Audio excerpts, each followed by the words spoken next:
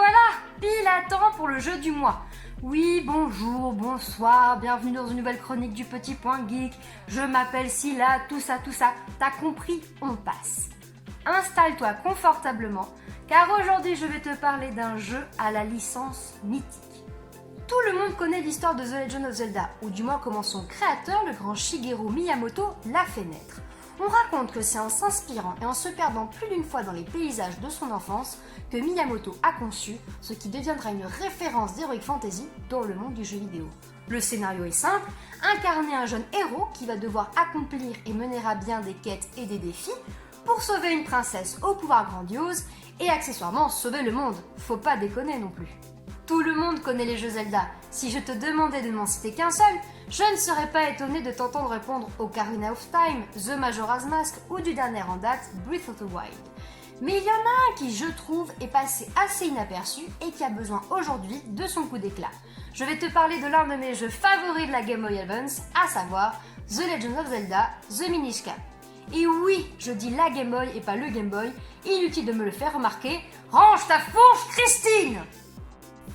Donc, The Minish Cap, comme absolument tous les Zelda, est un RPG, Role-Playing Game, mêlant action et aventure, développé par la collaboration entre Capcom et Flagship, et bien entendu supervisé par Nintendo, sorti mondialement en 2004 donc sur la Game Boy Advance. L'histoire commence sans surprise dans le royaume d'Hyrule.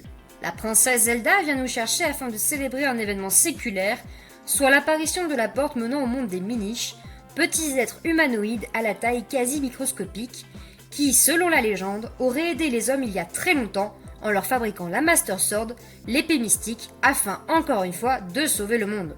Malheureusement, un trouble fait vient casser l'ambiance. Vaati débarque, bousille la Master Sword, libère des milliers de monstres à travers la map et transforme la princesse Zelda en statue de pierre. Il était bien vénère. Et en même temps, on le comprend, car il est à la recherche de la source du pouvoir, la force.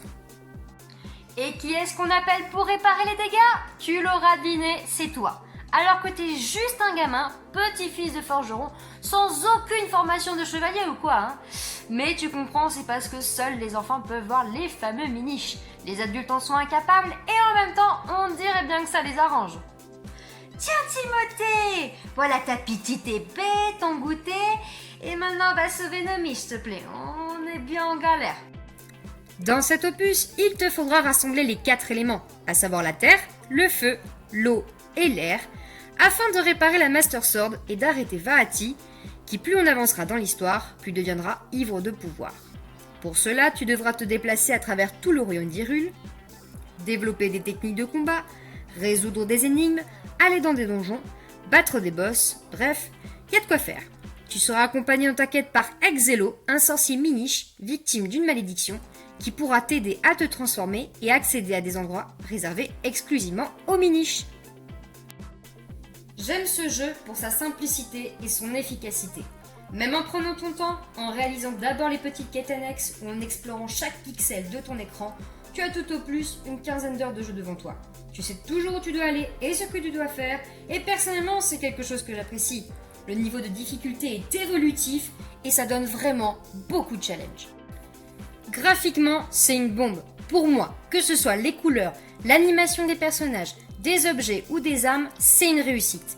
C'est fluide, vivant, dynamique, l'immersion est absolument réussie. Pareil, niveau ambiance sonore, les bandes son sont superbes. On retrouve des classiques comme des nouveautés, on se laisse porter par l'histoire, même le petit son produit par les personnages et l'environnement sont subtils, mais super bien amenés. Niveau contrôle par contre, je préfère mettre en garde les novices. Pour les besoins de la vidéo, j'ai joué grâce à un émulateur installé sur mon mobile. Et je dois dire que même si c'est sympa pour le portefeuille, vu qu'on peut trouver le jeu gratuitement, j'ai trouvé les contrôles affreusement nuls et pas pratiques. Ça ne m'était jamais arrivé sur ce jeu, mais j'ai eu un game over. Et ça n'a rien à voir avec le fait que je sois nulle, hein. Vraiment, peut-être un peu... Bref, c'est lourd et pas du tout instinctif.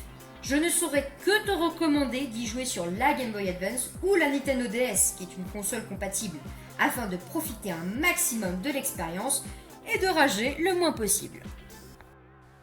J'ai adoré jouer à ce jeu, que ce soit plus jeune ou encore aujourd'hui. Et il s'agit sans aucun doute pour moi du meilleur des Zelda. Peut-être parce que c'est celui avec lequel j'ai grandi, mais aussi je pense parce que l'histoire est excellente et que chaque détail tient la route, ce qui en fait une merveille. Je trouve dommage que dans l'histoire des jeux Zelda, on parle assez peu de cet opus, alors que je pense il a marqué bon nombre de joueurs. J'espère qu'avec cette vidéo j'aurai pu réparer un petit peu ça, et que surtout je t'aurai donné envie d'y jouer, que ce soit pour la première ou la énième fois. Voilà, c'est tout ce que j'avais à dire sur The Legend of Zelda The Minish Cap. J'espère que cette chronique vite fait bien fait t'a plu et qu'elle a pu te rappeler quelques bons souvenirs. N'hésite pas à interagir dans les commentaires, que ce soit pour donner ton avis ou poser tes questions. Et puis, tu connais la chanson, like, partage et surtout, soutiens le petit point geek. Je te souhaite le plus beau des étés. En attendant la prochaine fois, prends soin de toi, protège-toi et surtout, geek bien.